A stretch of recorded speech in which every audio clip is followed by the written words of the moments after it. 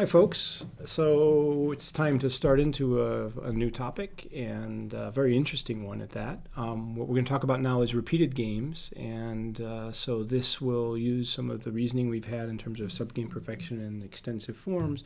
But now think of situations where players are playing a game, but they're playing it repeatedly over time. So, when we think of most interactions in the world, there's a lot of them which occur more than once. So, when we think about different kinds of things, firms in a marketplace, they're interacting with their competitors. They're doing it day after day after day. We think about political alliances, countries deciding how they should negotiate with other ones, whether they should have conflicts and so forth.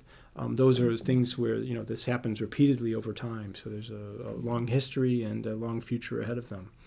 Friends, do you help your friends out when they need help? Do they help you back when you need it? So, you're going through repeated interactions and how you've performed in the past. If you have friends that have done very well for you, you're more likely to reciprocate. Some of these kinds of things can involve repeated interactions. Workers, team production, you've got to, day after day, you need to help some of your coworkers. Sometimes you have to do tasks that don't go noticed, and sometimes they do help you out, and so forth.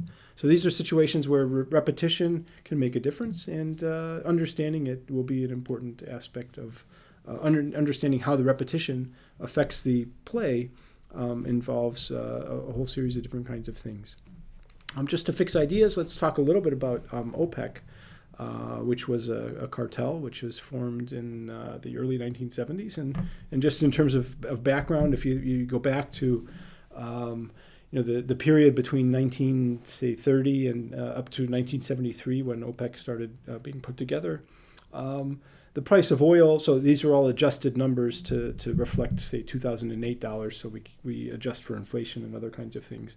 But if you adjust everything to the same to adjust for inflation, you get a price of roughly $20 per barrel or less from the period of 1930 through about 1973. OPEC starts to form, and what happens? They decide that they've just been acting. It's a bunch of players, a bunch of different producers. They've been acting on their own for many years, and just pumping lots of oil.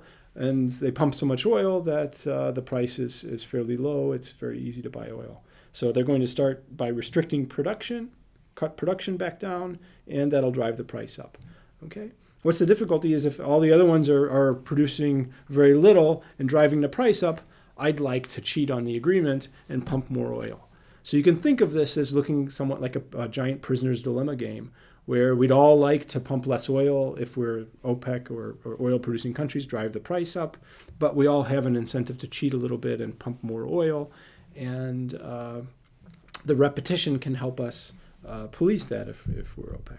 So what happens? By 1976, the price goes up to about $50 a barrel. By the time you get to 1982, these are all also in real terms. So these are adjusted for inflation. They've pumped the price up to $90 a barrel. And, so in the early 1980s, it does quite well in terms of OPEC, lots of money coming in. And then it collapses for a while. So when you look at the period, say, between about 1986 to 2002, so between 82 and 86, it starts to erode. It kind of falls apart. Between 86 and 2002, the price is basically $40 a barrel or less. And then they get back together again. So actually, during this period, there was the Iran-Iraq war, a whole series of things go on in the Middle East that make it much more difficult to sustain cooperation. Things deteriorate, and then after a while, things are getting back in terms of higher prices. By late 2008, the price is pushed back up to over $100 a barrel.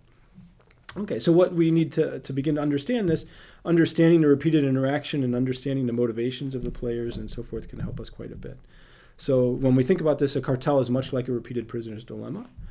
And in order to make sure that other people behave, if you want to get people abiding by this, you need to be able to observe other people's play and react quickly to that and punish undesired behavior.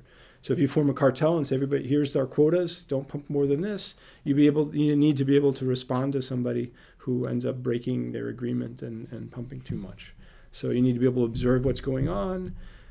You also need to care about the future. right? So if you stop caring about the future and only care about today, then it's very tempting for one of these countries just to say, okay, forget the agreement. I'm just pumping as much as I can today. The price is very high. I'm going to grab what I can. And wars certainly didn't help this, right? So if you have a war, you need cash up front. You're going to want to pump much more oil, and that makes it much more difficult to abide by the cartel agreement. You also need a stable set of players and stationarity. So the more complicated the setting becomes and the more sources of oil there are in the world and so forth. So constantly changing sources of production can hurt.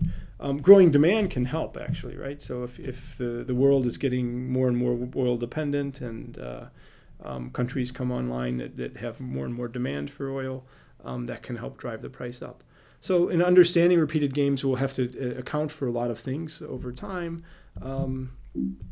But we can begin to analyze this using the tools of game theory and looking at situations where people are playing games, but they're playing them over and over and over again, and trying to understand the consequences of that. How does threats of future play impact play today? So that's the basic idea, and let's get into that in a little bit more detail.